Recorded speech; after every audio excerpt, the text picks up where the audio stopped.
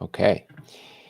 Hey, if you can hear us, please let us know. Type in on the side, type in anywhere that you can hear us loud and clear. If you're watching a recording, welcome to Noble Warrior. My name is CK Lin. This is a place where I talk to other high vibrational entrepreneurs about how they get off the self-esteem roller coaster ride and create a life of breakthrough success, fulfillment, and impact.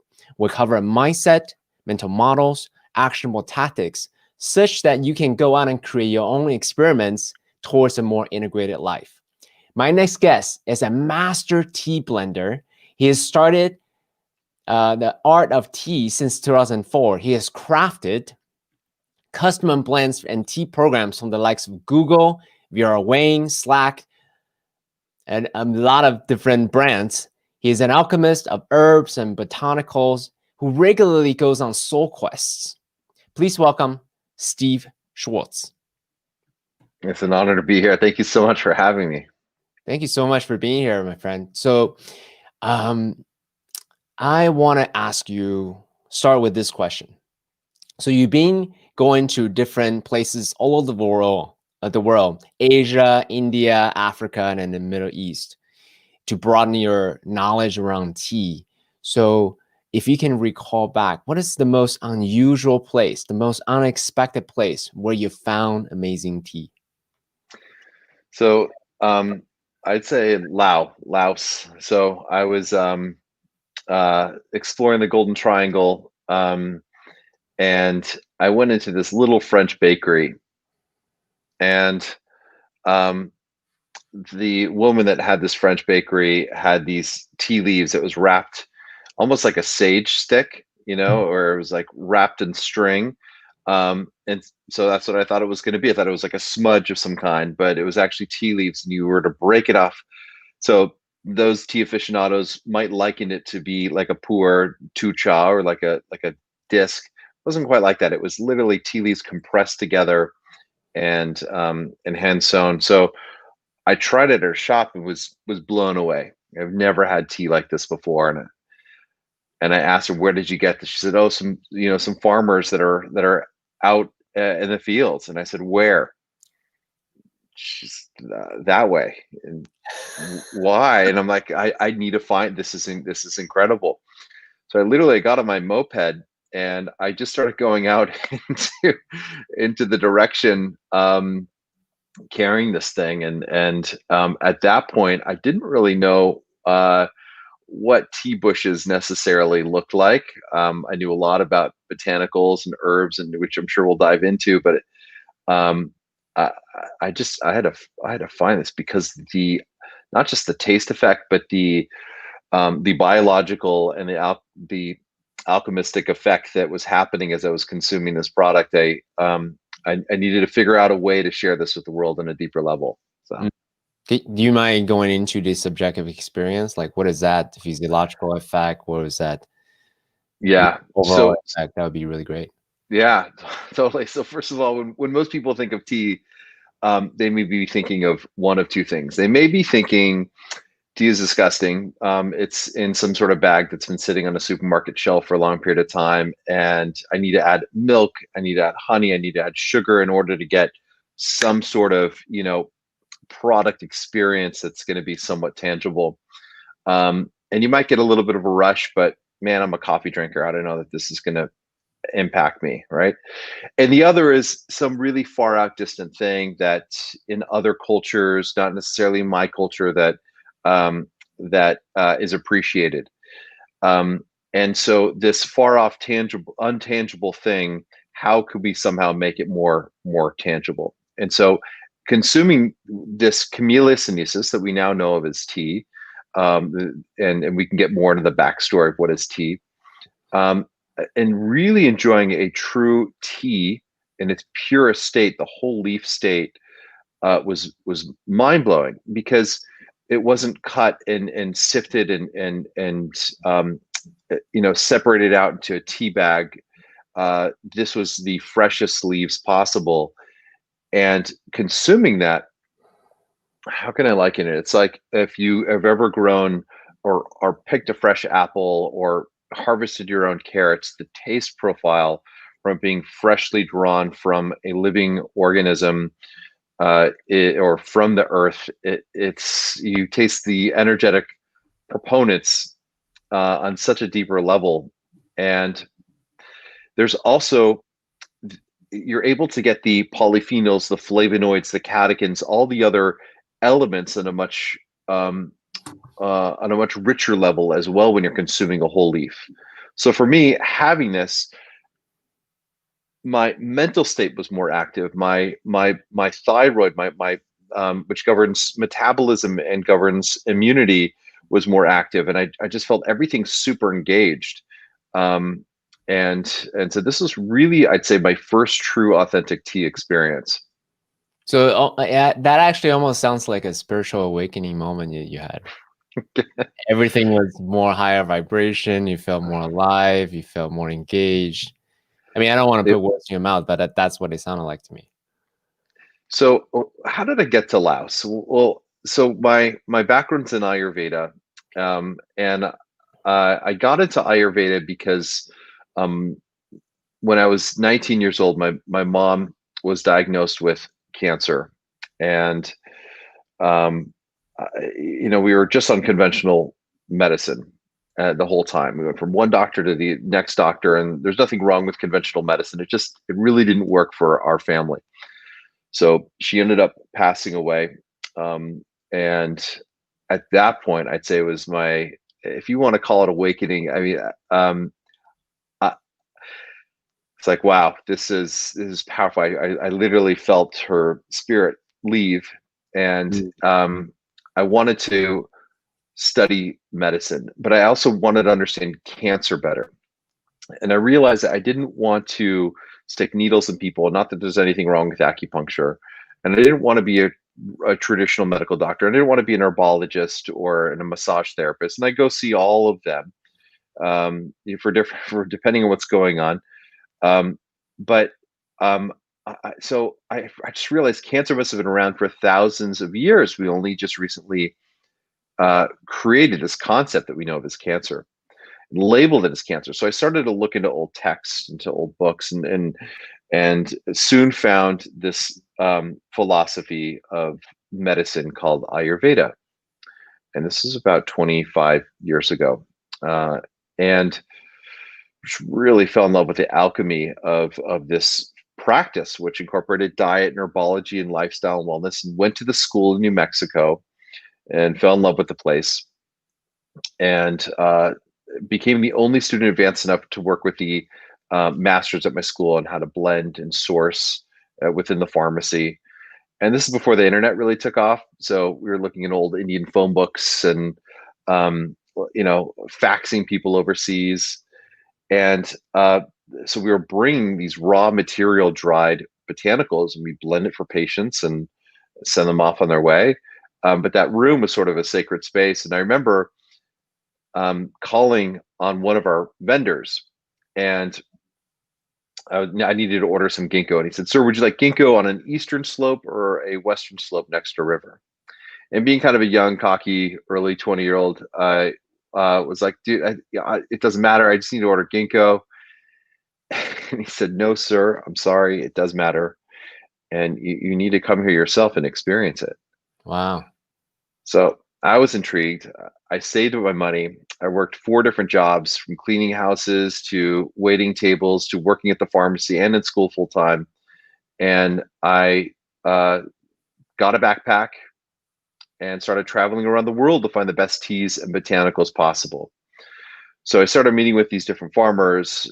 So really didn't know that much about tea. Yeah. So pause for a moment. I want to do a quick recap before you go on and share more adventures with us. Okay. So you were inspired by your mom's illness, as in, hey, there's something I want to solve, cancer. You started looking around. You knew what you didn't like. You didn't want to cut people open, put needles in them. So you started looking for some other ways, and you found this Ayurveda discipline. And you also recognize there are some competencies that you have, that you develop competencies, and you're like, hey, I could be really good at this. So you continue down that path as you discover your own dharmic path. Is that an accurate reflection of what you said? Yeah, I'd say so. So I think we all have superpowers, right? You know, we all have certain powers and certain abilities, and I think part of it was just diving into the alchemy of blending. That was a big thing for me. Like, how is it that you can take one herb and another herb, blend them together, and it's not that 1 + 1 = 2, but 1 + 1 can equal 4 or 6, so they multiply. Now, on its own, within its dry state, these two botanicals, you can just put them in a bowl and they don't do anything. But somehow, the context of how the body is able to digest the different botanicals, your body then becomes a machine that's able to process and heal and elevate the um, the source of those botanicals. So it's sort of like you need to tap into your email. In order for you to tap in your email, you need to type in a password. And that password's unique depending on capitals and number sequences. But you cannot access your email unless you type in the password exactly how it's meant to be typed in. So herbs and botanicals are very much the same way. Mm. So actually, I'm very curious about this. I personally haven't tapped into the, being my potential haven't been unlocked through the power and the combination of, these alchemy of that you've spoken of. So for someone who is interested, I do want to learn about it. I'm curious, right? Especially for someone like you who study, lifetimes and years to study this. What would you say to someone who's curious, like, oh, what is that like? To have my potential being unlocked by this unique blend of botanicals and herbs and teas and so forth. So what's amazing is, in many cultures around the world where you have these native tribes that are um, uh, living within the natural atmosphere, so to speak, they're able to, through knowledge and wisdom, they're able to know which plants are known to help with certain ailments. And not only do they know it, one, you can say, well, it's maybe through trial and error, or maybe it's because it's been passed down from generation to generation. Um, and how is it that one botanical, the leaf, could be healing for one part of the body, while the root of the same plant could be absolute poisonous, or absolute poison for another part of the body? So there's an intuition that can develop through one, being aware of your natural habitat. So, all right, Steve. So you tell me that I need to, one, be more aware of my natural habitat, and I could be living in a very metropolitan area. Well, how do I know that there's healing botanicals and healing herbs around me? So there's a story of a master and a student. And the master says, you're now ready for your final exam. I want you to go within a 1 mile radius, and I want you to find me a single botanical that does not have medicinal properties behind it. So the student's excited, goes out, comes back 24 hours later, sobbing. And says, Master, I failed. I could not find a single botanical that did not have medicinal properties behind it. And the master looks up and smiles and says, no, in fact, you've passed. So every flower, every leaf, every botanical has the power and the potential of having medicinal properties. In fact, over 80% of all medicine that's produced in the world is derived from plants and derived from nature.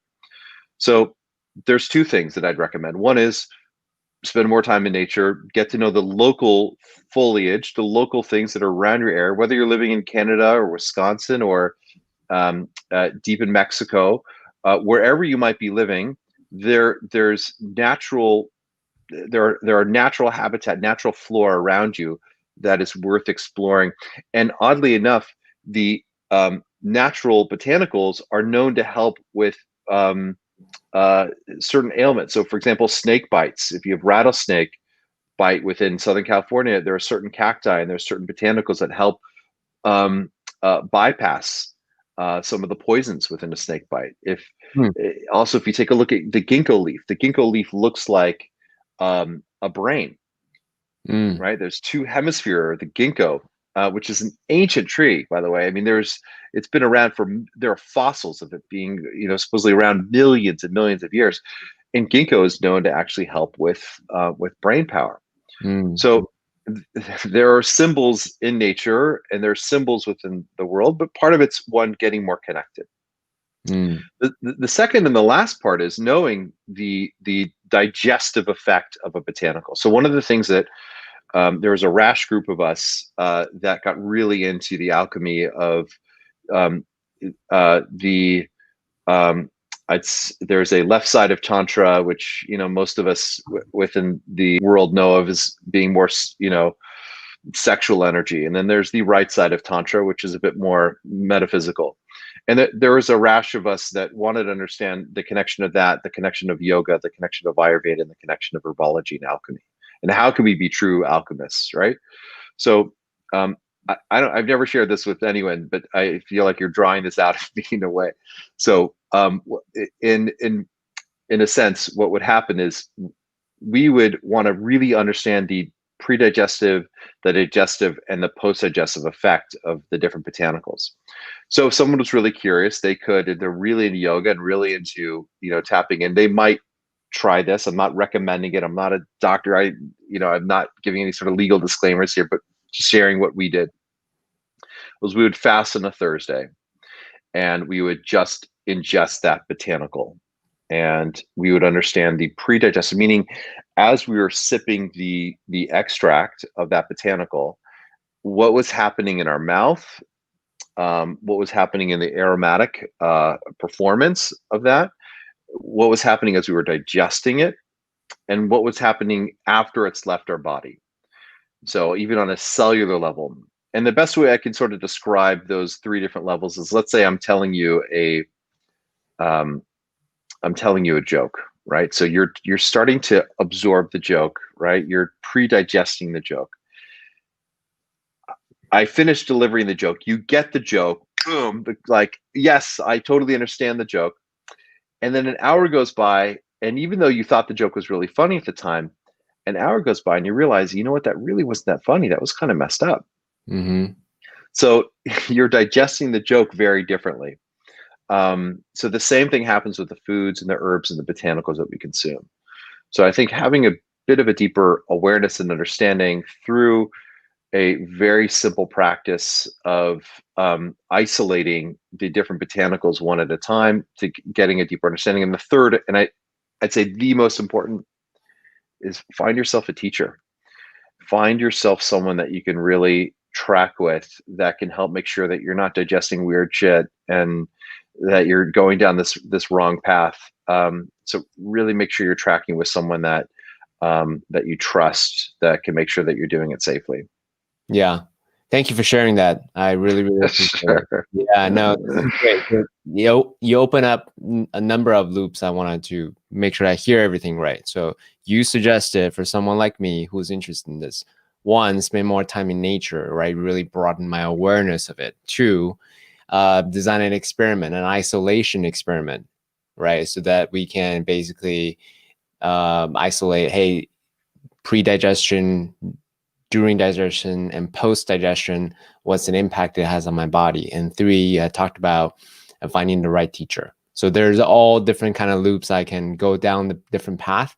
It actually reminds me of, because on this podcast, we talk a lot about ayahuasca and things like that. I don't know if you personally have an experience of it, but in the native tradition, they have the practice called dieta. Essentially, they will drink ayahuasca and also take on a different botanical and just really studying the impact it has on the body before, during, and after. And then you do that for, I don't know, 30 days, 60 days, 90 days, or so forth. Because ayahuasca itself, or yahe or whatever, is as a multiplier of the sensations, the image, the emotions, and all of that. So then you can really study like basically the different nuances of that. Have you heard about dieta at all? Yes, and I'm not one to lead the practice. I can tell you that during my time, It's interesting, and I assume that your listeners um, are tapped into sort of the differentiation of, like, there's how we might sort of classify drugs as a whole, right? So cocaine, heroin, ayahuasca might be classified as drugs, and so there's a lot of negative connotation that can happen with this. And at the same time, it's become quite in popular use, ayahuasca. I, uh, I, you know, I'd say DMT has had a deeper impact on my way of viewing my connection with the world, if we're talking about substances, more than ayahuasca. So I've not had a positive experience with ayahuasca. Not that other people haven't, but it's been many, many years since I've done it, and who I did it with. But you want to make sure that you're doing it with someone that you really trust. But I've not gone through the journey of doing it and then digesting different botanicals. At the time when we were doing it, it was studying yoga very intensely. And I found that just through the practice of studying yoga and the practice of meditation, very much along the lines of what Ram Dass from his book Be Here Now discovered, was, yes, there are substances that can fast track, but through, once you open up that door, you have the power and the potential and the possibility to continue to tap into that door. It's going to take a little bit more effort, but I believe that through meditation and through yoga practice, and also just the simple act of chemiostanesis, I feel like for me, gets me tapped into a calm, energetic zone where I'm able to tap into and open the doors of either just being hyper present or, tapping into a deeper sub self. Yeah. A lot of different ways that I can follow up with that. Yeah. So quick recap. There are many paths that you've experimented with. DMT is one of them that really has helped bring you that awareness, but tea is the path that you've chosen to devote your life after. Is that an accurate reflection of what you just said? So even more so, I'd say just the path of Ayurveda. So yes, there's many people that have practiced ayahuasca, and I'd say that I've experimented, but the slow methodical practice of Ayurveda and the slow methodical practice of tea and really understanding the leaf has had a much deeper impact on me long term than these short spikes and these short rushes that tend to happen. If people want, I think what happens is, there's people look for the instant rush. They look for that shortcut. And don't get me wrong, ayahuasca, I know people that have personally have healed themselves through pancreatic cancer and through other, depression and other major things through using ayahuasca. And it could be a tremendously healing path. It's just not the path that's worked for me. I believe that there are other paths that have had more of a deeper impact. Yeah. Let me reflect back on my personal experience and how I think about it. And that may underline or unpack for anyone who's listening for it, right? Cool. So for me, as someone who's super hyper cerebral in my past days, I'm a recovering cerebralist, right? There was no way that anyone could have convinced me to meditate for hours and hours as a way to see my own disillusions. Even though that's the quote unquote the path that could really take me there. So I really needed a different tool, right? A jackhammer, shall we say, to really just pulverize my, my dissolution, to lift the veil. I'm mixing analogies, but you get what I'm saying here. Totally, yeah. A bigger tool to get me to the truth and get me a glimpse. And I'm also aware enough to know that that is not a sustainable path. I can be drinking ayahuasca every day. I mean, it's just not practical. I'm a householder. Like, I need to be operating in this world, right? So for me, the way I see it is, hey, there are times I do it regularly as a way to see the truth, benchmark, and every day I do have my daily practices. Hence why I'm curious about, talking to you, the rituals of tea, the ritual of Ayurveda, thinking about food and meditate regularly. And I do my, physicality rituals every day. It's not to replace these things, but it's a way for me to benchmark myself on a regular basis. That's beautiful. And I think sometimes we have in our society, we tend to believe that in order to seek spirituality, in order to seek deep wisdom, you need to step far out of your atmosphere. You need to step far out of your circle of influence, and that could be through a substance, or it could even be through going deep distances, whether it's to India or other parts of the world. And although there are times for retreat, there are times for allowing yourself that permission to go deep, and on that soul search hunt. But I believe that you can find a deeper sense of spirituality in your daily practice. It's not necessarily closing your ears and closing your eyes, but how am I showing up in the world through the work that I do, through the intention that how I show up with my family, how I show up with my community. The more present I can become, and the more successful I can become, it becomes a spiritual obligation to be the biggest and the best light that I possibly can be, through becoming successful, through doing well while doing good. So it's not separating, not that money is evil. It's not that, you need to go off and do something completely separate of yourself, but you can actually intertwine all those worlds together and lead a life of just full spiritual intention. 100%. I mean, you're coming to the right podcast and speaking about that. What we're discussing here is being an embodiment of what's possible. You can be good, you can be successful, and you can, what was the third one? I can't remember exactly. You can be fulfilled, essentially, right? So they're not mutually exclusive. Oh, I can only be successful. If I'm successful and I'm not good, well, who says, right? You can actually do all of them. And then part of why I'm so passionate about this particular podcast and engaging with other noble warriors is that, what's your practice? How do you continue to expand your awareness? How do you continue to be equanimous, even though on the outside there's a lot of chaos and so on and so on? So thank you for just underlining exactly what we're trying to accomplish here. I think, yeah, and it's a total honor for me to be here and know that, like, we're all vessels, right? So how do we want to channel, and how do we want to tap into that?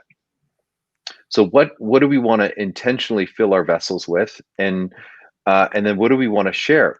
So if you look at, so I spent some time in Israel on like a Peace Corps type program a number of years ago, and I remember learning with someone that was significantly wiser than myself in a cooperative learning environment, and he was telling me that there are two types of people in Israel.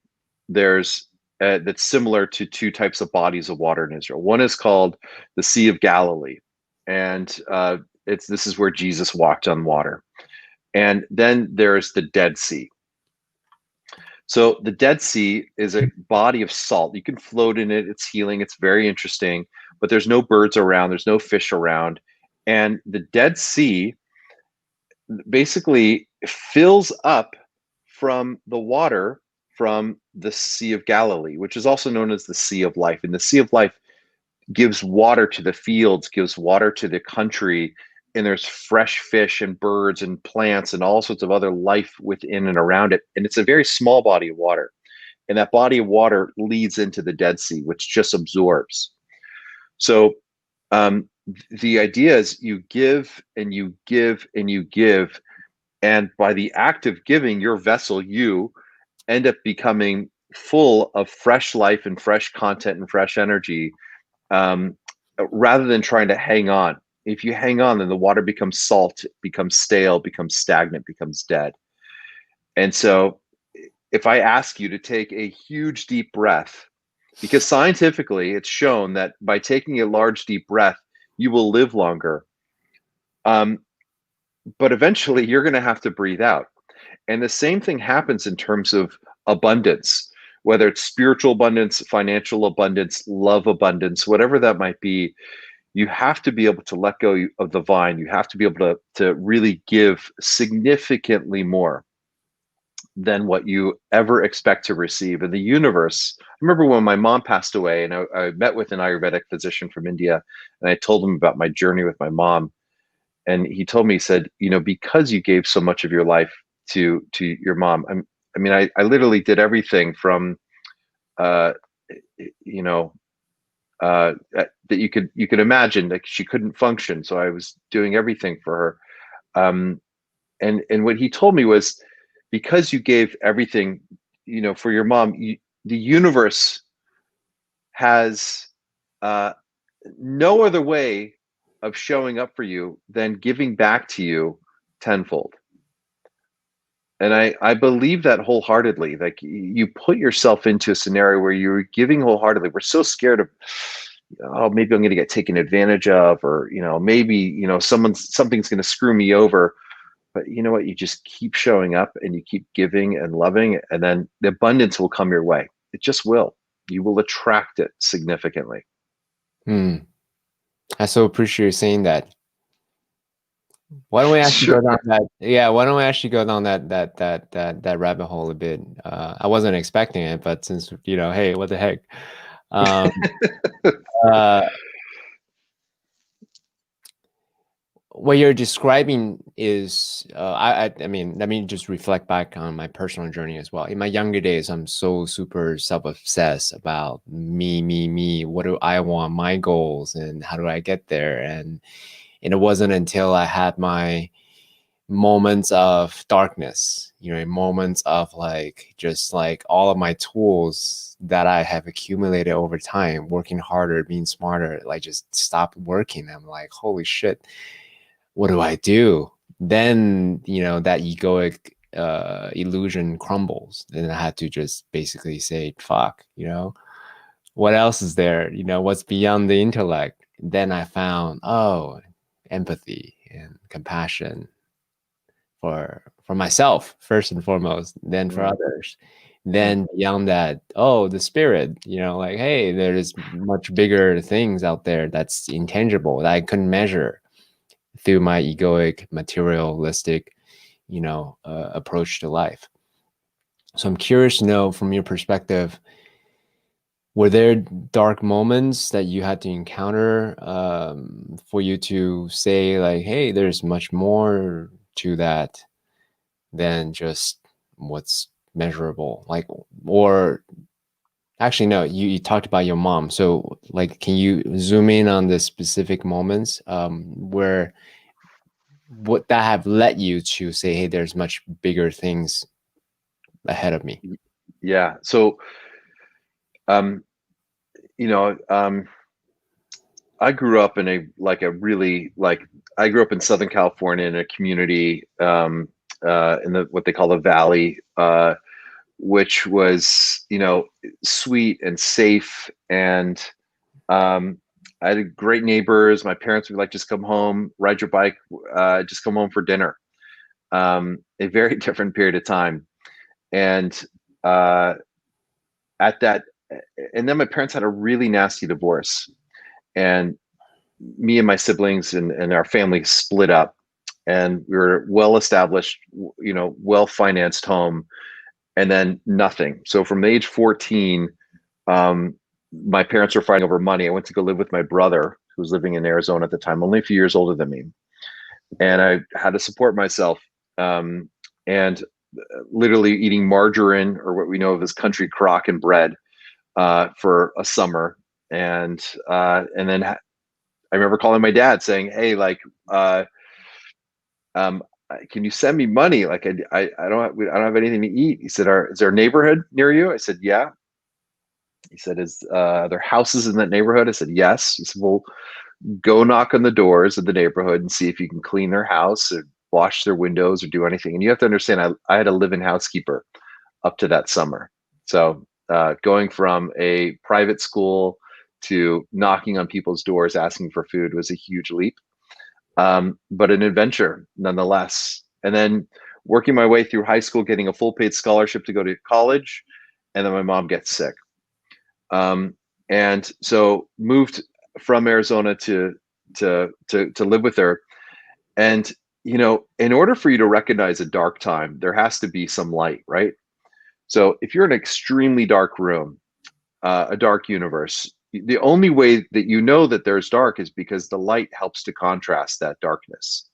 And in order for you to be even baked in full light, there also has to be some contrast of some darkness. So there were glimpses of joy in that process, even in the darkest times.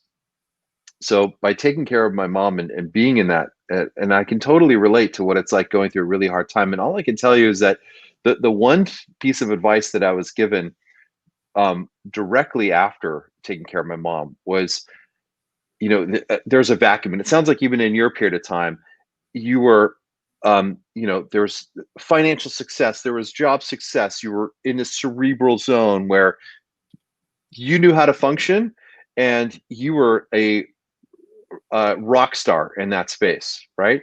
Then all of a sudden, that dimension got cracked. Now, how do you show up in a completely different way? And what does success look like for you in that completely different way?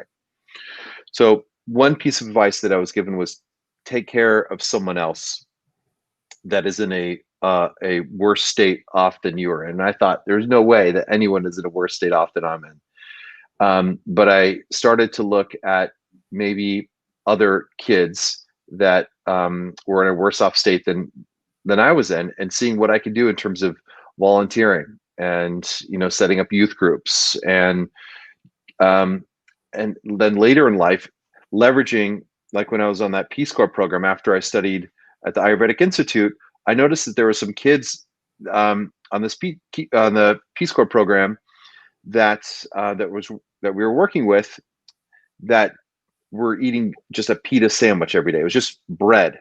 Like that's it for lunch and breakfast, just bread. And I asked one of the teachers, I'm like, how come this kid's just eating bread? I thought maybe he just, you know, didn't want to eat anything else. And they said, that's all that they can afford. So I said, well, let's create a horticulture program. So we took part of the kids' playground and shovels and dirt and literally started planting so kids can get more aware of where their food comes from. And so we started planting and growing and showing them how to cultivate so they can get a better understanding. It's just seeds, right? Seeds are very cheap, and water and dirt. So yeah, I went down multiple paths there. But at the end of the day, I think it's trying to find someone or an organization that that could utilize your time and your energy and your love and your support, and it will lift you, I think, even more significantly than the people that are receiving the help. Yeah, thank you for that. Quick recap what you just said. When you were going through your dark moments, the advice that you were given was go help someone else as a way Yeah. to really get in your place of, hey, I can still give. I can still help. I can still support others. I can't remember which smart person said this, but I really love it. So I keep it in mind as a mantra. Give what you want most. Oh, If that's you beautiful. want more love, hey, go out and give more love to others. If you want more money and success, hey, go out and help other people to, you know, be more abundant in success and money. And if you want more friendship, you know, go out and actually be a friend to others, right? So that's one of the things that was one of the key life lessons that I learned, and you share beautifully in your story. Thank you. And along those lines, and we're here for such a short period of time on this planet, right? And we can't waste it. Like, we're given this incredible opportunity on this planet to really make an impact. So for me, my channel, my impact really is tea, because regardless of age and gender and religion and demographics and geographic location, the philosophy in life, right? Tea can really help multiple people. So I want to impact as many lives as I can through tea. And for other people, it might be, you know, something that's just wanting to help one individual person, or trying to discover themselves on a deeper level, or using technology as a way of impacting the world. But we're here for a breath of air in terms of the time frame of the overall universe. So what can we do to really make that impact, and wake up with that thought every day? Like, fuck, like what can I do to just drive it? right? Yeah. And by the way, like, I don't wake up fully inspired every day. It's a process. You gotta churn. You gotta grind and get up, and it's not about the motivation. It really is about the discipline of creating the impact that will create the motivation. Most people think, well, when I'm motivated, then I'm going to have the discipline. It's not going to work that way. Got to create the discipline to create the motivation. Yeah, for sure. Motivation is like, yeah, there's a really beautiful image that I can't really quite articulate it well. Basically, the image is discipline is the elephant, and motivation is like the rain, right? So essentially, or the other way around, rather. Motivation is quickly burn off very, very easily. So if you depend on motivation, then really it's like quick flash in the pan, and I'm not motivated anymore. Therefore, I'm just gonna watch TV all day. Like, it's just not reliable as a way to guide our life. Thank you so much for sharing that. Totally lost my train of thought. You're doing good. I mean, so what are some of the morning rituals that you do as a way to so cultivate that discipline, exercise the muscle, so then you are in control, quote unquote, in control. Even though control is an illusion, but you're more sovereign in the way that you want to go after your life. right. So the very first thing I do before I get out of bed, or when I get out of bed, is I put my right foot down on the floor. And I'm symbolically sending a message to myself that I'm getting off on the right foot. I believe that morning ritual of how you set the world. Are you hitting snooze? Right? Are you waking up and getting out of bed right away? So all these little things add up. So the first thing I do is, one, if I'm struggling with a question and if I'm struggling with needing to find an answer, sometimes what I'll do is I'll go to sleep the night before with looking for that. I'll ask myself the question with the hope that the answer will come in the morning, right? Especially an important decision. I'll wait typically about 40, max of 48 hours in order for me to execute on an important decision. And so that starts with the nightly ritual, which sets the intention for the daily ritual. Now, if you notice, like, sometimes you might go to sleep thinking, man, I'm only going to get 5 hours of sleep or 6 hours of sleep. I don't know if it's going to be enough. And because you went to sleep with that thought, you will wake up feeling exhausted. Right. But if you wake up like, oh my gosh, I only got 5 hours of sleep that I'm going to be able to get, but I'm so pumped because I'm going to be going surfing, or I'm going to be going on a trip, or I'm going to be hanging out with a friend I haven't seen in a long time, you are going to wake up energized. So, my final exam at the Ayurvedic Institute with Dr. Vasant Lad, who I learned with, there's an amazing documentary on him called The Doctor from India, that's available on Amazon. It just came out recently. And in my final exam, I was asked the question, and by the way, everyone was preparing, staying up late at night. So my final exam question was, what is karma? And I could have given a textbook answer that we studied, that we learned, but I said, how we think today and how we act today impacts how we think and how we act tomorrow. So this is the rolling definition of karma. I love that. Thank you for that. Sure. And really, really, that ripple effect doesn't end. Really, if you think about it, on a Confucius said self, family, country, world. That fractal effect in how you behave in your thought process, your words, your action, ripple out. Honestly, intergenerationally, if you really think about it, that's the way I think about it. Anyway, that's what I like to do. Right, man.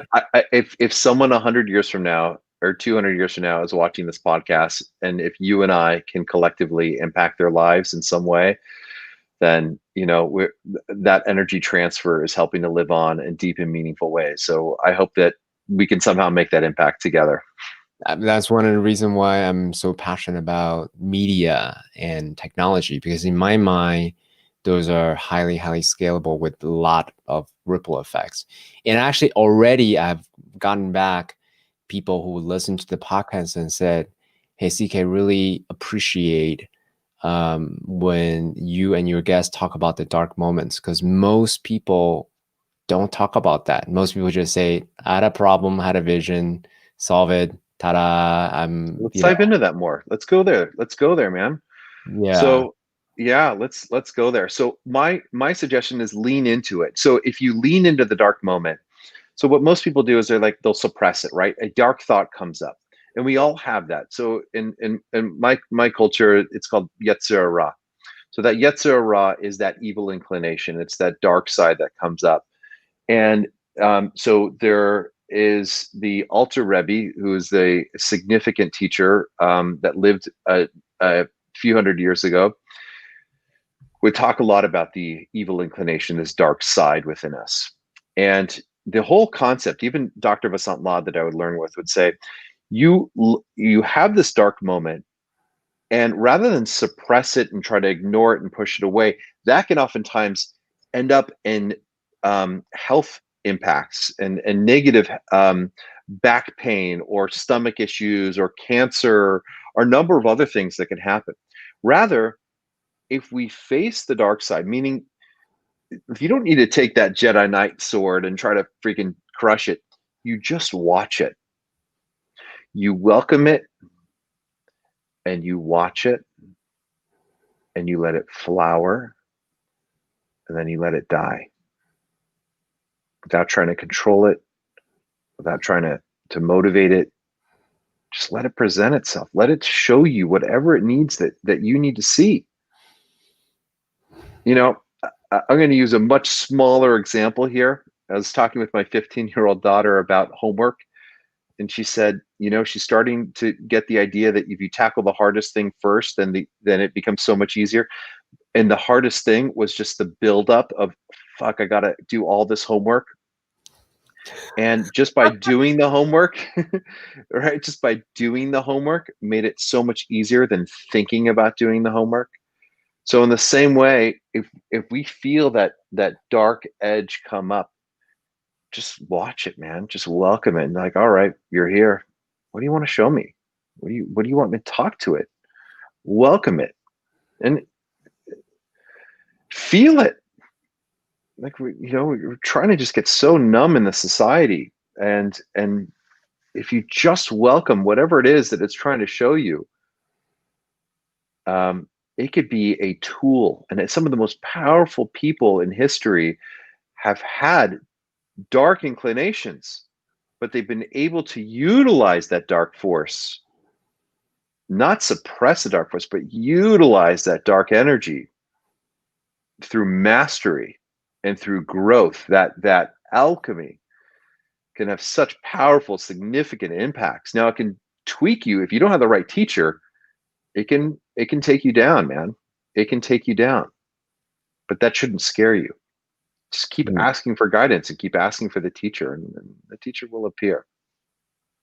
Yeah.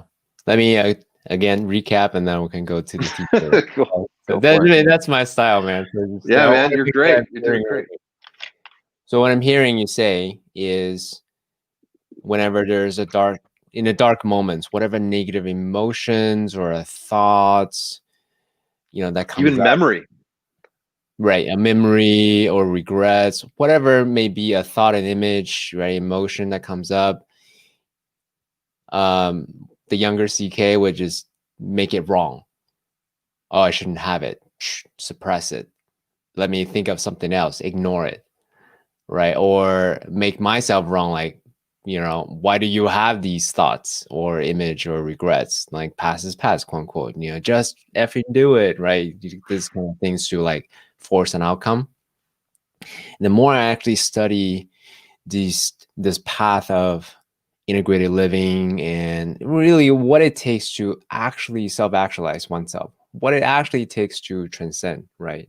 To walk on this path, the more I realize, the more I fully embrace everything that comes up, welcome it, as you said beautifully, and then feel everything. Oh, what is it trying to show me? How does it actually make me feel? And feel it fully. And then miraculously, oftentimes these things would just disappear. because they feel fully acknowledged, right? They've done their job, they fulfill their intention, because I give it the attention and that you need it, and that you need it. Then I can move on to the thing. And for me is I had to really learn that through really a beautiful practice of like ayahuasca ceremonies and so, because then I'm forced to look at these things right during the moment. So And that's hard. It's in your face at that point, right? And it's there. We all have them in our, but we become so busy. We gotta, you know, click refresh in our inbox. We gotta check our Instagram feed, whatever it might be that's holding us from just really taking some time and looking deeper within. But the fact that you took that time out, um, it's beautiful, and that you're sharing it with your viewers and your listeners. That's great.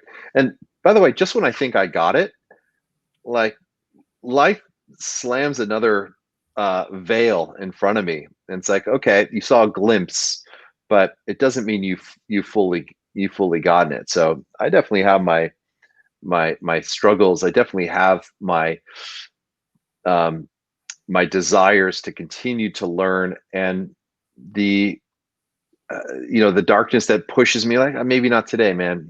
Just relax today. Just, you don't need to learn today. But you gotta just stay disciplined and keep pursuing and pushing through that darkness. that's actually one of the reason why, to me, I want to normalize these type of conversations, because most, especially business podcasts or any kind of business publication or media, you just see people with veneers on, right? And just say, oh, life is glossy and perfect, I have everything all figured out.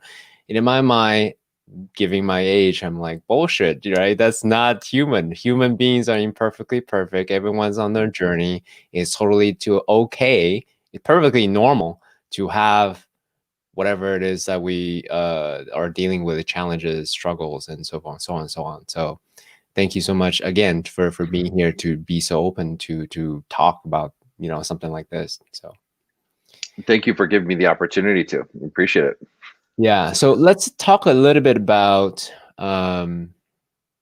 well, before I move to the teacher segment, are there other practices or path or books or resources for those who are facing their dark moments that you can share with them? Yeah. So going back to tea. So if you think about the simple process of brewing tea, it's leaves and water. If you select the water, good clean water source, you have your teapot, you have your cup, or whatever tea accoutrements that you'd like to use. Just turning your phone off, turning your devices off for 6 minutes or so, selecting the leaves, preparing the water, getting your cup ready, and being super mindful in that process. Meaning, feel the leaves, feel the temperature of the water, feel the cup, and breathe in the aromatics. That simple process, that ritual, regardless of the teas that you use, that simple ritualistic process will help feed you in significant and meaningful ways. Now, if you think about the product itself, right, it's typically grown in a very pristine environment, but the sole purpose of those products at this point is now to use your alchemy, use your body to, fully realize the energetic proponents of that botanical that you're consuming, or that tea that you're consuming.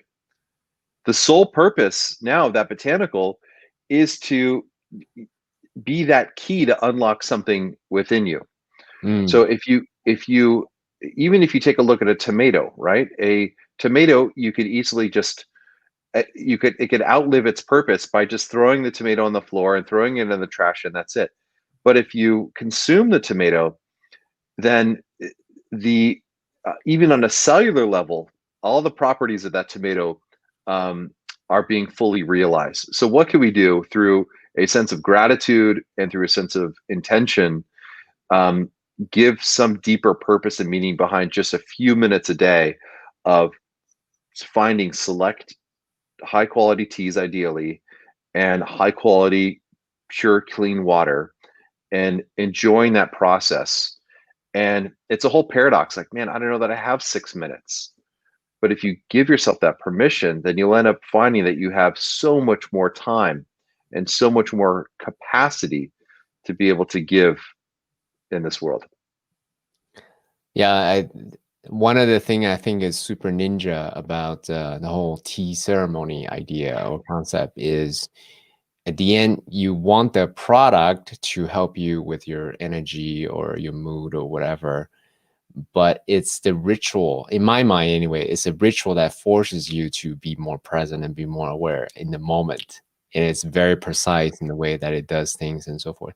Can you share with us a little bit more about, because I love rituals, as I don't know if you can tell already. I love rituals, Beautiful. Yeah. right? It's you know, I love ceremonies. It's one of those things that if you just look at it mechanistically, it's a little bit like, what's the point of doing it this way, pouring it that way? But if I look at it on a more spiritual, emotional, psychosomatic level, there's a lot of meaning behind it. So can you contextualize the importance of rituals in one's life?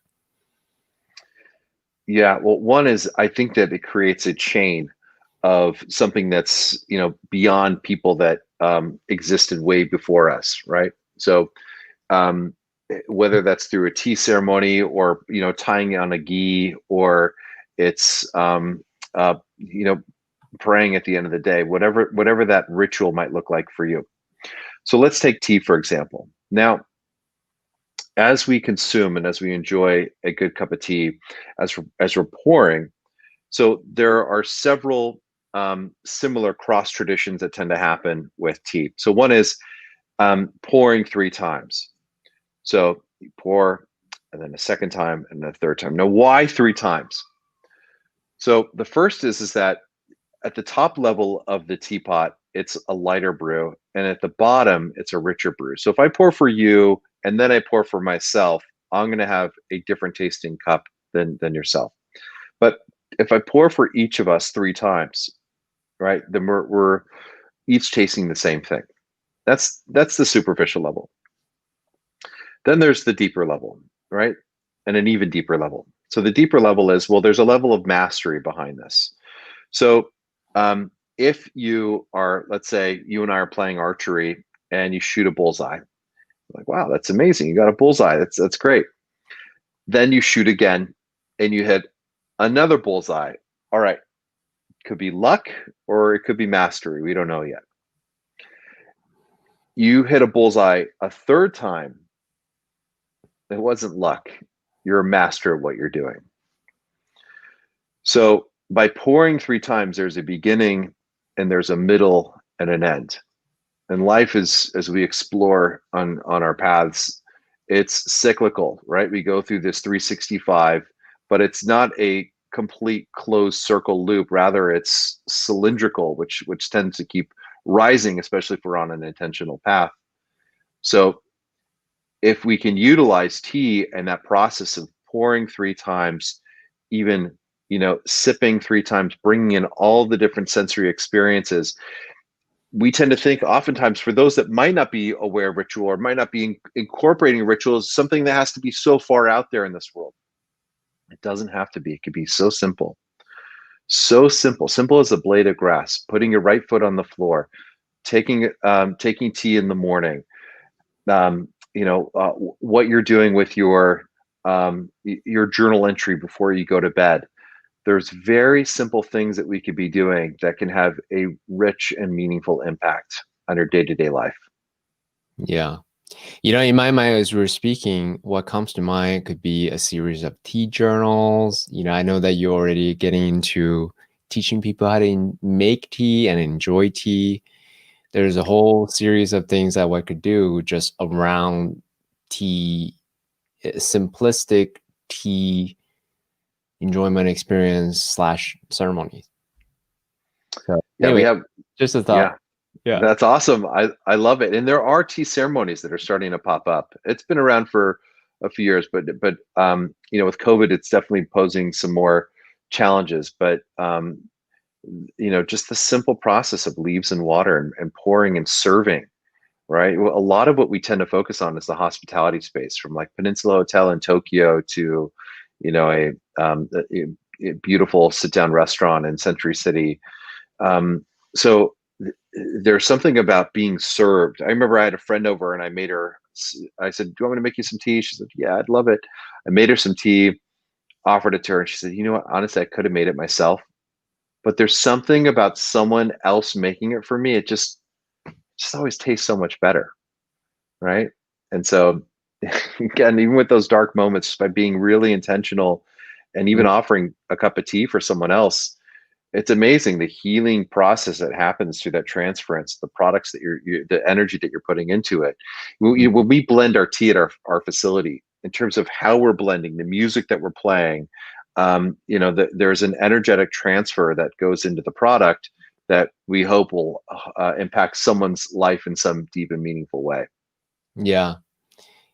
One of the things that we talk about on this podcast is currency of love.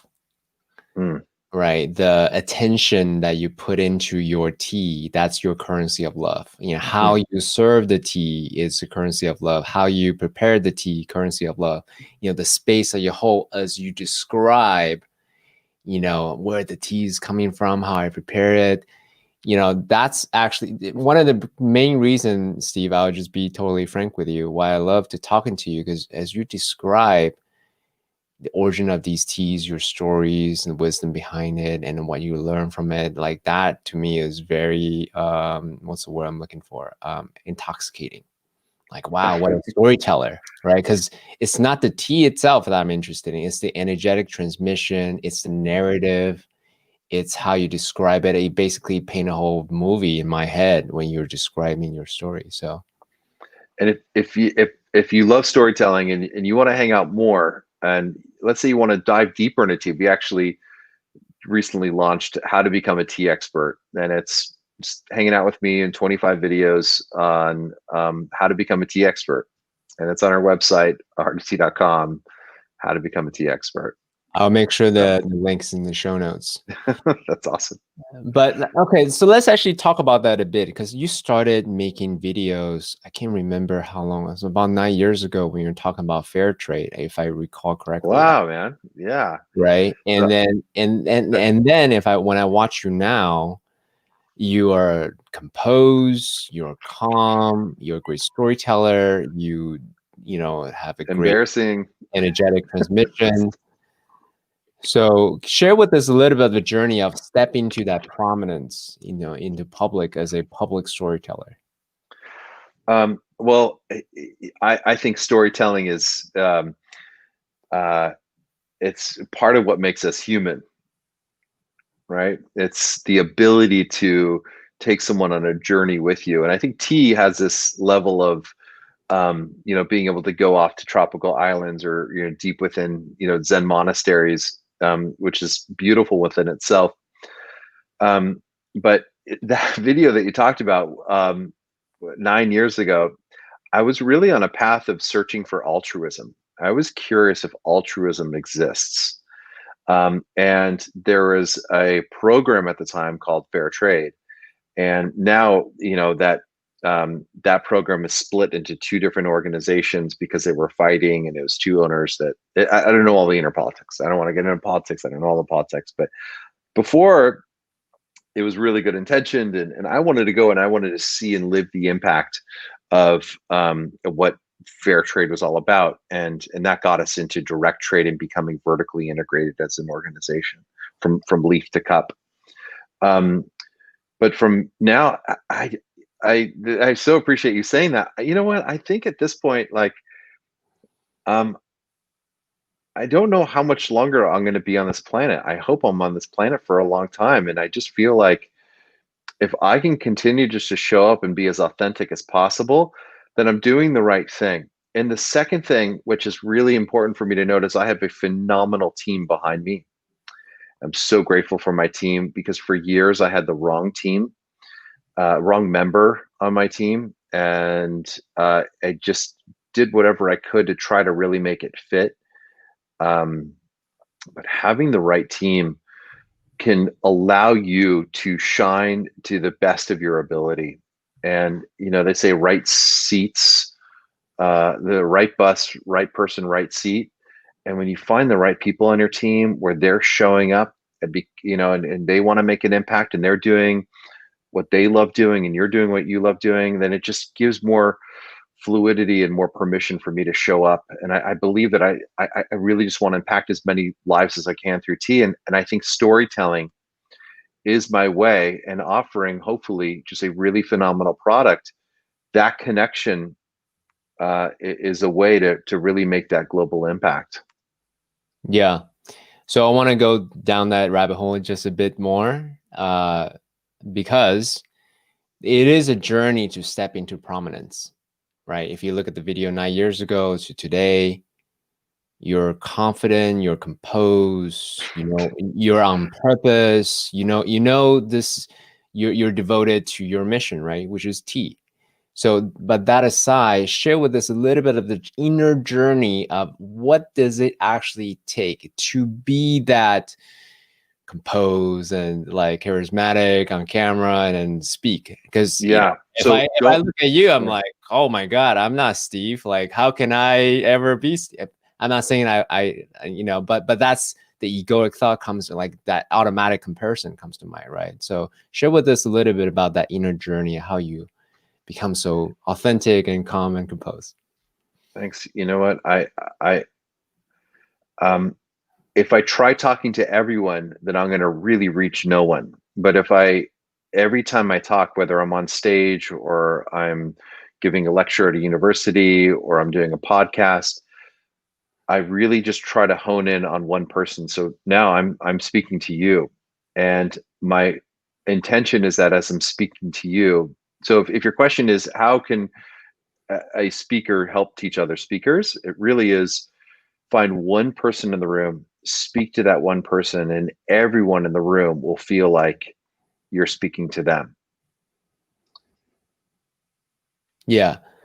Yes. And that was part of the question, but okay. The question I'm really going for is, in my mind, let's see, how do I interpret or unpack the question I really want to ask? You are who you are. You are who you are when you speak. There's very little facade or, pretense. And to me, that's very admirable, right? How did you get to that point of, I'm speaking my truth and this is who I am, take it or leave it, that level of like unabashedness. You know what I mean? Yeah, I think I feel the limitation of time, and I'm running out of time. And I need to speak as much truth as I can and show up for people in this world that really need it. And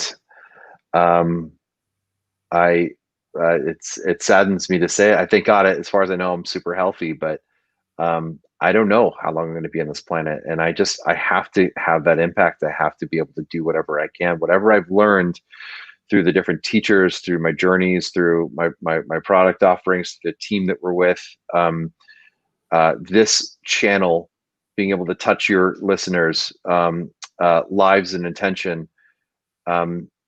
This is what gets me going.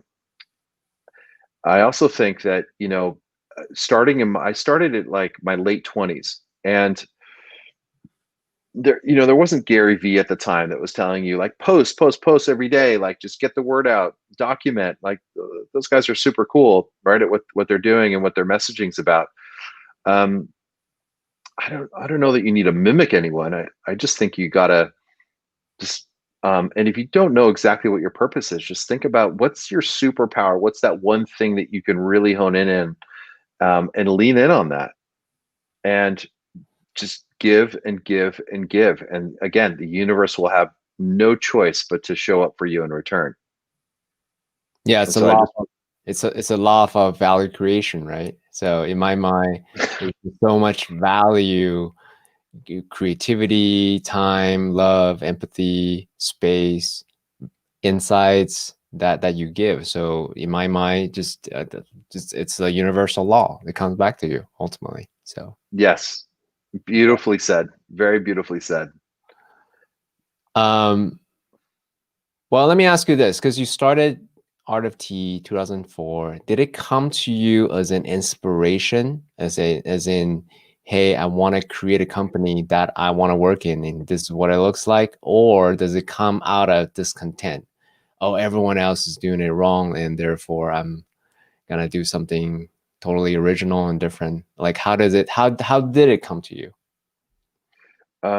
So at the time, so late 90s, early 2000s, I finished my studies at the Ayurvedic Institute. I was traveling, bringing stuff back, different botanicals and herbs and teas for friends and family. And I was also working at a treatment center for kids as a rabbi. Now, I'm not an ordained rabbi, but I'm uh, studied enough to. I love ancient texts, whether it's studying Sanskrit at the Ayurvedic Institute and weaving in that ancient knowledge with my um, my Jewish tradition knowledge and finding those patterns and similarities. And so I worked as a rabbi at a treatment center for kids. And while I was doing that, um, I was blending and giving stuff out for friends and family. And um,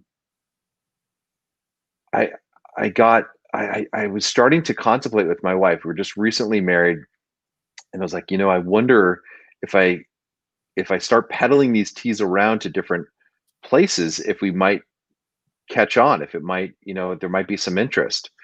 So we reached this point where it's like, man, if I can make $1,000 in sales a week, that's like $500 in our pocket. Like, we could probably get by. Like we could probably do this. And at the time I got offered a six-figure job to do, I mean, like really great job, impact a local community, really help lead that congregation, for lack of a better word.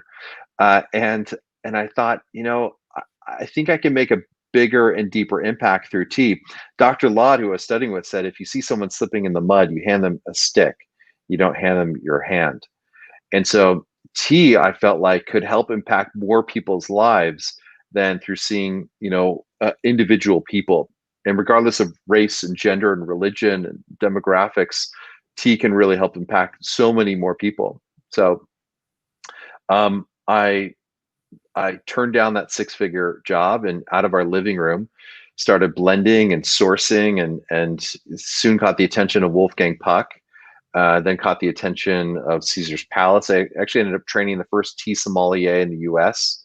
And then caught the attention of different hotels and restaurants and spas, and it just sort of grew from there. And then after a year of working in my, actually not even a year, less than a year of working in my living room, I needed to hire someone, not because I had the money. And by the way, everything was self-funded. Like I had Aunt Visa and Uncle MasterCard as my two VC fundraisers, and everything was. And my wife and my philosophy was, what,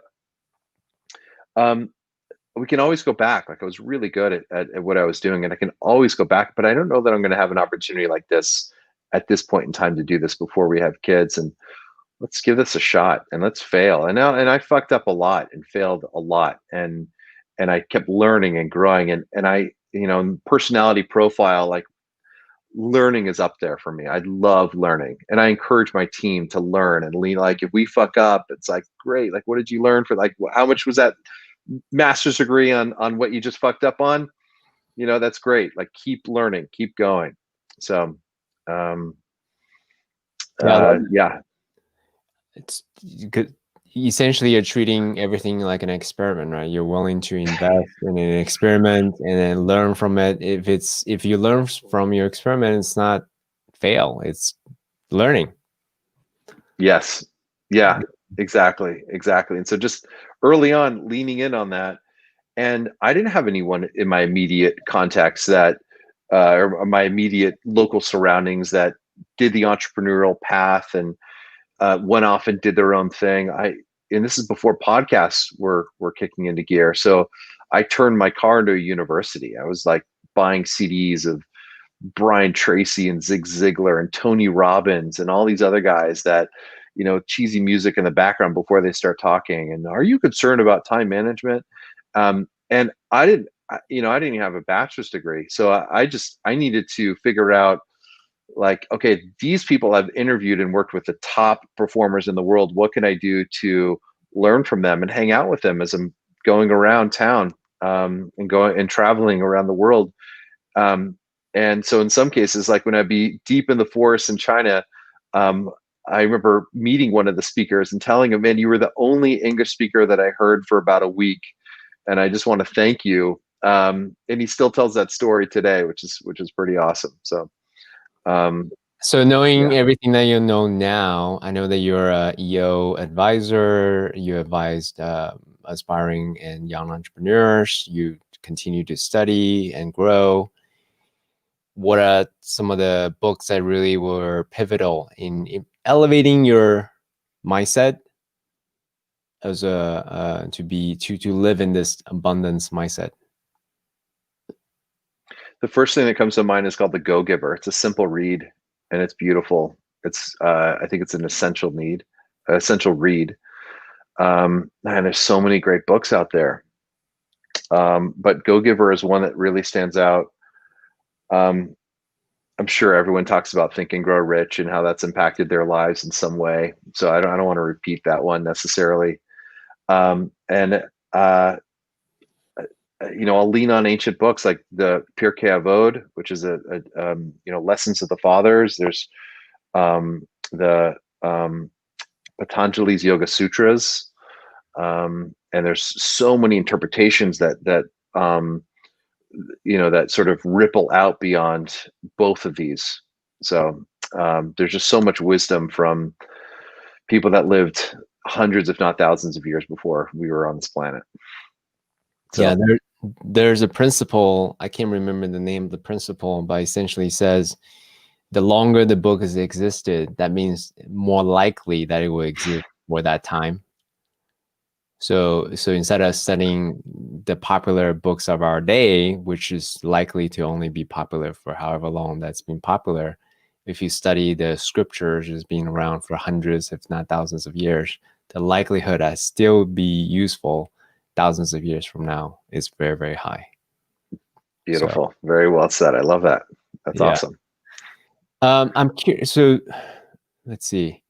So one thing I am curious about is in a time where everyone has 3 seconds of attention span and everyone wants to chug that 5-hour energy thing, 3 seconds, you can have energy for 5 hours. It seems like what we're doing here, and as well as tea, is going the opposite direction, right? We want people to slow down. We want people to deepen that awareness, and we want people to take the time to do the rituals. So I'm curious to know your point of view. How do you fight is not the word. How do you enroll and preach this art of slowing down and actually being in the moment, enjoying this cup of tea, taking the proper time to do it, etc.? So when I first started seeing patients, when I finished the studying the Ayurvedic Institute, and even some of the patients that we would see in studying with Dr. Law, they would come and they're like, I need more energy. I don't have enough energy. I need more. I need more energy. In fact, what people need is they need not the cotton on the fire that's going to give them those bursts and spikes, but they need something more sustaining. And I have no problems with caffeine, by the way. And in fact, if you and I go to the dark side, I drink coffee from time to time. I like a good cup of coffee.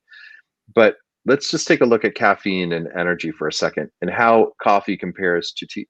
So if you take the coffee bean, and you brew it, the spike of caffeine goes up, and then you have this really long, deep crash. It takes a long time to come back to your normal state.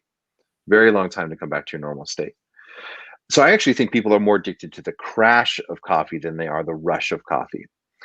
And tea, you get this elevated state, but you come back down eventually to your normal state. So you don't actually dip below your normal state. You go up, and then you come down.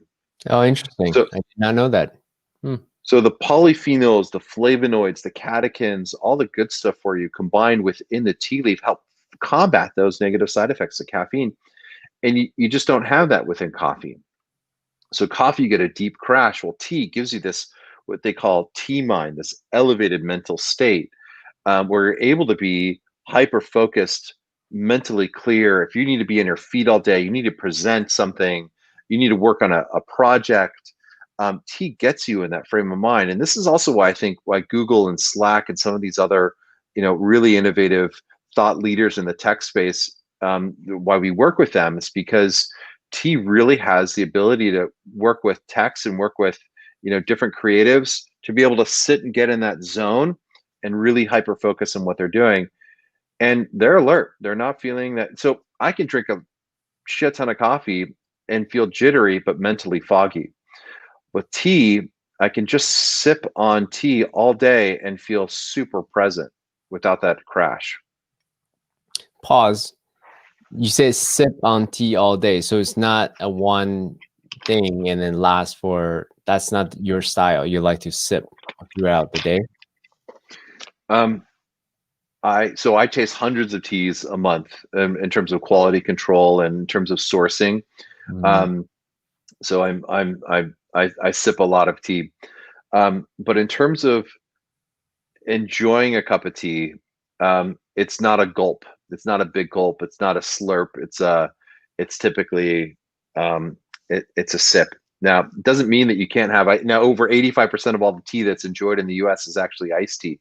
So there's a lot of gulping that's happening with iced tea, which is great. But I think just being really intentional about what we're putting in our body and the mindful acts, again, that right foot on the floor, how we eat, how we sip, how we're holding our cup, how we're pouring. There's a story of two samurai armies, a full army on one side and a full army on the other side. And there's a tent in between. And the two generals come out between the armies and they meet inside the tent. And inside the tent, there's a little tea setup. And one general pours tea for the other general. And the other general sips the tea. And they can tell without saying a word who has won and who's lost the battle. So they both leave the tent. One general says, "All right, guys, let's go home. We lost." And the other general goes and says, "All right, guys, let's go home. We won." So there's so much intention behind the subtleties of the ceremony of tea. And I just wonder, could we potentially be more intentional with the work that we put into this world, with the actions that we put into our daily lives, even if it might feel subtle, even if you might feel like it's not going to impact anyone else's life? What could it do even in your own life if we're more intentional with how we carry ourselves? Yeah, for sure. On this podcast, the phrase we use a lot is the atomic unit of the skills that we're learning here. Being broadening our awareness, being more equanimous, these are fundamental skills of being extraordinarily successful, extraordinarily fulfilled. It's when we don't have capacity in specific domains of our life, when we lose that consciousness, when we lose that awareness, when we lose that equanimity in different domains of life, that's when we really stop to be successful in those domains. So I'm curious, Beautiful. as a tea master, as a tea blend master, looking at the 80-20 principle, right? So I'm not ever gonna catch up to your skill level, right? As much as I try, because you're always constantly, elevating yourself. However, knowing what you know, what may be the 80-20, the 20% that's gonna get me, pretty okay, 80% there. What are some of the fundamental atomic unit skills, the fundamental skills that I can learn to appreciate tea practice and tea itself? It's the commitment to the daily ritual. It's the commitment to, one, getting a better understanding of the quality of leaves. I'm going to go into a slightly different direction and then weave it back if that's okay. Of So course. Of course. all teas are graded by size. So imagine getting a bag of unsalted, unflavored chips. And on the top of the bag, you get these uniform shapes. And as you work your way down, they're a bit more broken. And then all the way down at the bottom, it's just powder or dust. So that powder or dust is they're producing our teas in the factories. And what we source is the top 2%, hand harvested, hand picked, high quality tea leaves. As they're producing the teas in the factories, the dust flies up in the air, falls on the ground, they sweep it in giant piles. And that's typically what's reserved for most traditional paper tea bags.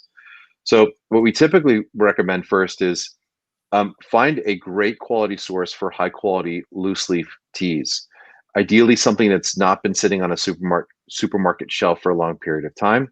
You can go direct to origin. You can find numerous other online avenues or local tea shops, and find your vertical. So some people really dive into Japanese green teas. Some people love oolongs, and there's a plethora of it's known as the connoisseur's tea because you have something from 1% to 99% oxidized teas within the oolong sphere. Some people dive right into black teas, and there's where you can really taste the terroir, the soil conditions. Some people dive into pu'ers, which are deliberately fermented and kind of a funky cheese, or woodsy attic kind of smelt and taste to it. And some people love tisanes, and tisanes are the botanicals of the world, like chamomile or mint or rooibos. So find your vertical, and through that vertical, you can dive super deep and get really granular on Sorry, the quick question. How do I find my vertical? Is it just like, do I like the taste of it? Do I like the way yeah. it body feels? Like, how do I find my vertical? Great question. So one thing you can do, we actually have a tea quiz on our site, and that tea quiz at artatea.com, it'll help you sort out what sort of flavor profile. So I'd start with going with a flavor profile and then seeing the biological effects. So if you're like, you know what, I'm a coffee drinker, I love the roasted flavor notes. Or let's say you're a wine drinker and you like, more of the astringent flavor notes. Or if you love fresh pressed juice and wheatgrass, and you gravitate more towards the simplicity of linear flavor profiles. So just based on those, you might gravitate towards one or the other. And I'd say experiment at first, like try a white, try a green from Japan and a green versus China. Try various oolongs, try black teas, and you'll decide, like, I really like this channel, and you'll continue to dive deeper into it. And there's a whole world. There's over 10,000. Okay, let me backtrack just for a second. All true tea comes from one evergreen shrub that we know of as Camellia sinensis. So within that, you have multiple subvarietals: Camellia sinensis, Camellia sinensis sama, Camellia sinensis cambode, and you have thousands of subvarietals, right? So depending on where it's from and how it's grown and how it's harvested, you can get so many different beautiful flavor profiles from them. But don't be afraid to just experiment and try the different varietals that are out there, and you'll find your vertical. I actually love Japanese green teas because if you steep it at a lower temperature, like 140 to 160 for about a minute, for high quality Japanese green teas like a gyokuro or a kabusecha, like a shade grown green teas, you actually get more EGCGs, more polyphenols and flavonoids out of it.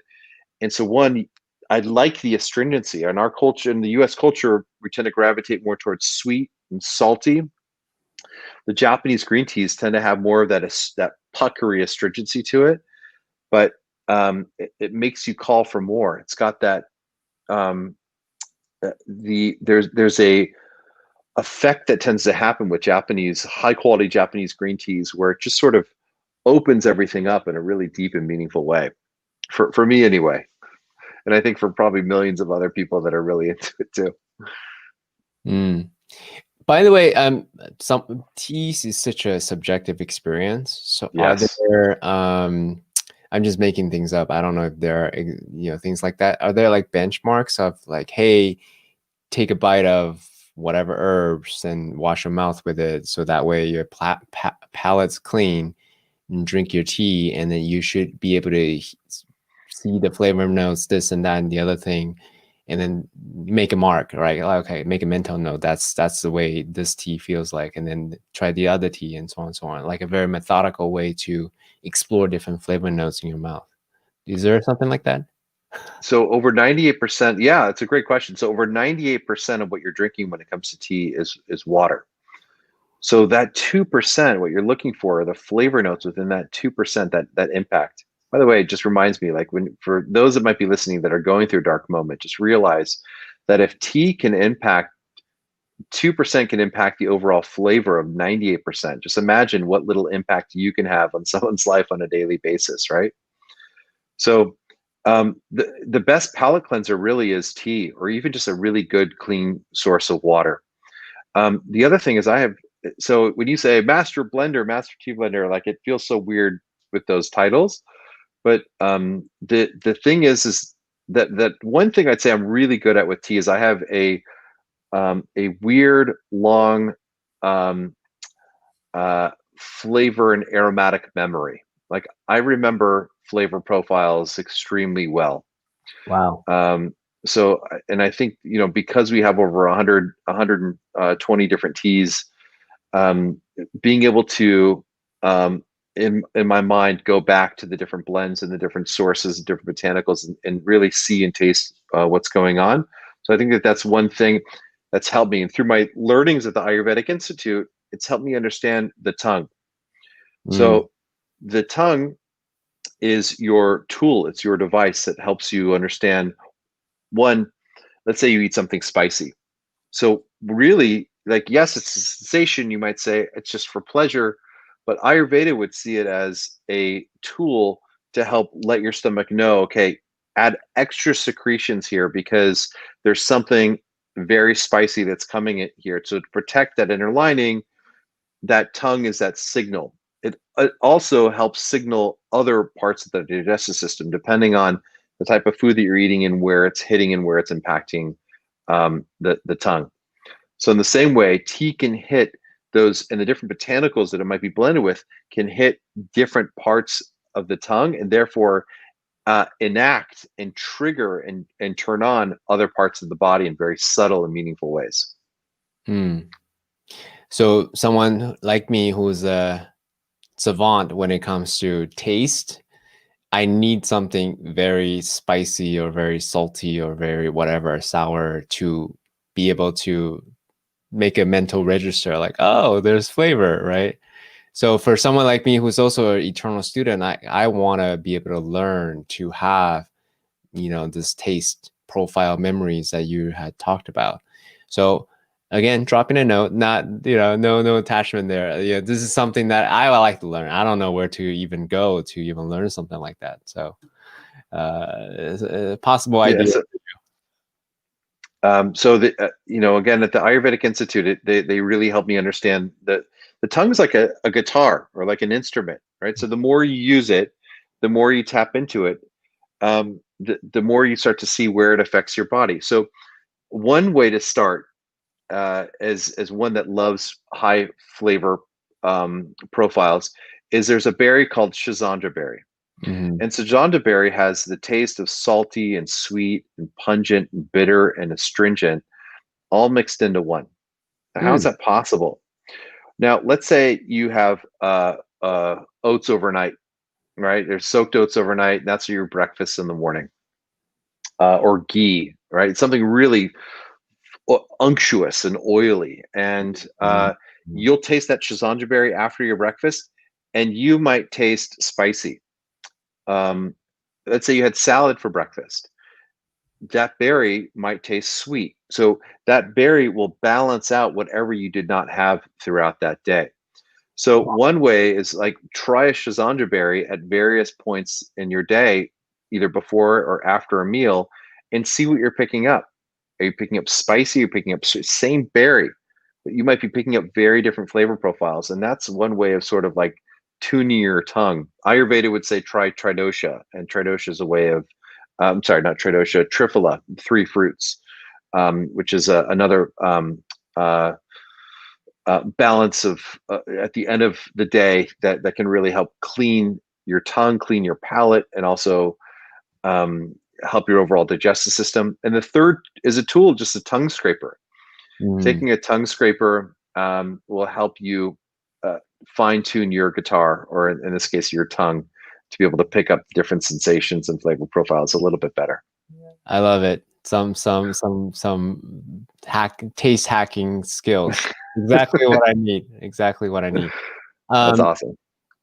A couple more questions and then we'll wrap. Is that cool with you? Yeah, it's great. Awesome. Thank you. So you had talked about the importance of having the right teacher. You had talked about the importance of having the right team. So in my mind, this is all like what it takes to build a championship team, right? Can you share with us a little bit of the criteria that you use to, quote unquote, find the right teacher, quote unquote, find the right team to support, this beautiful mission that you have? Yeah.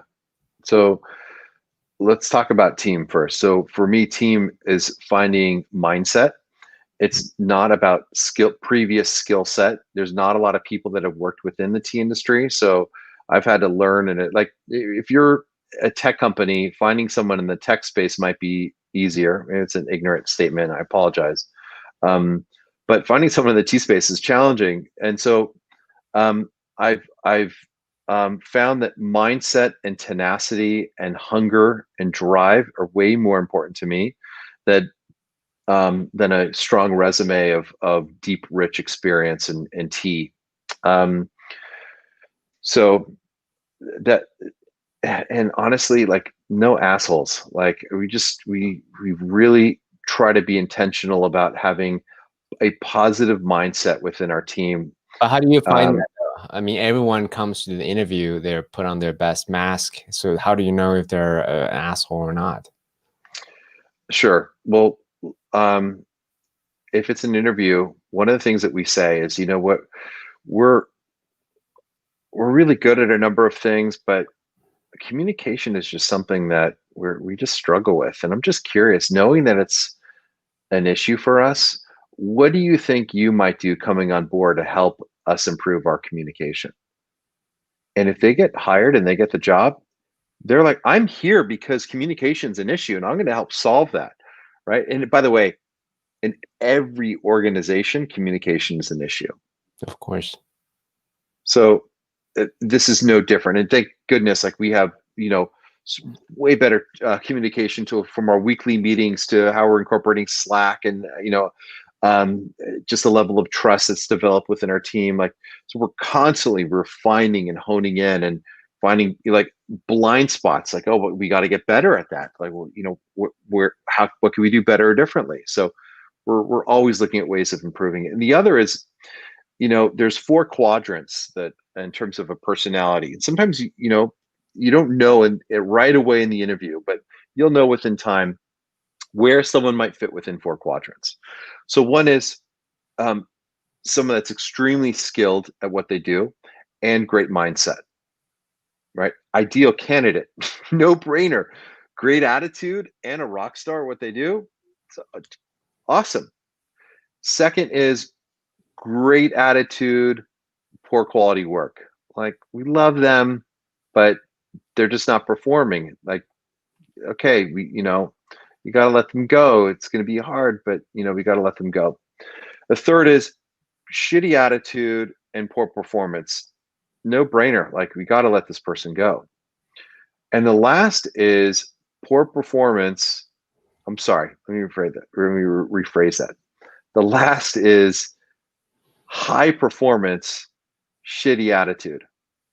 And those are the most challenging people to let go, because they tend to know all the knowledge. They tend to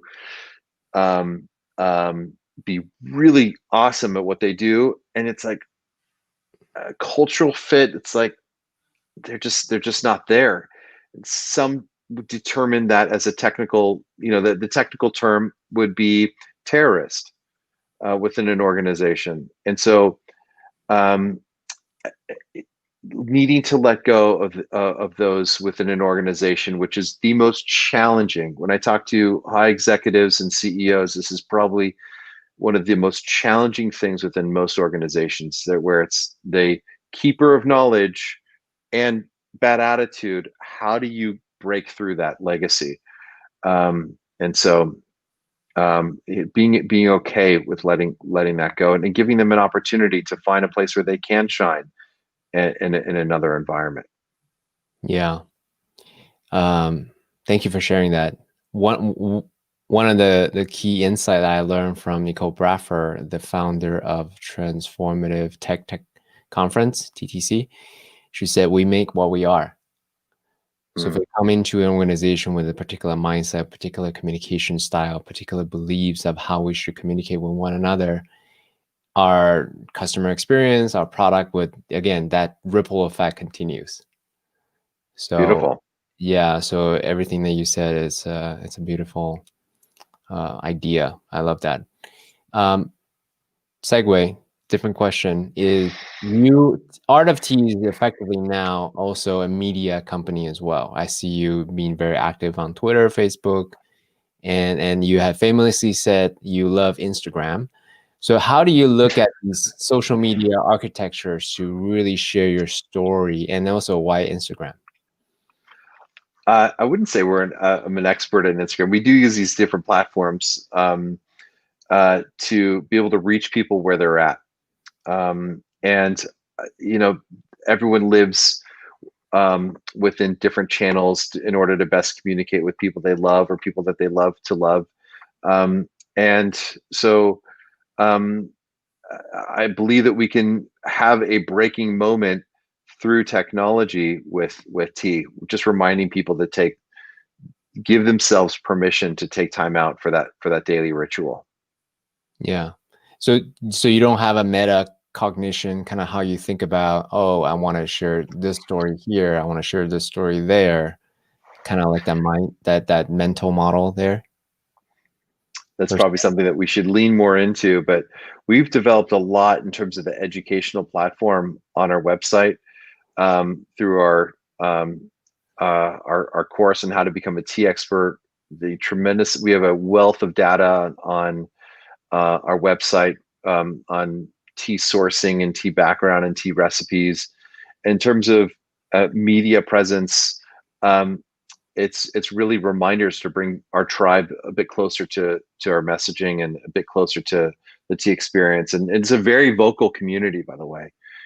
Tea people are very vocal about the impact that tea can have on their lives, and what they think of certain teas. And so it's great. It's great being able to harness that community. Yeah, it's great. I mean, in my mind, there could be a whole documentary series just about, the different tea experts, around the world, the different places that, the farmers of those people that make tea, and those connoisseur of how they prepare tea, and also the healers, how they use tea as a way to, heal people. There are going to be so many things. So, the future is super bright for the art of tea.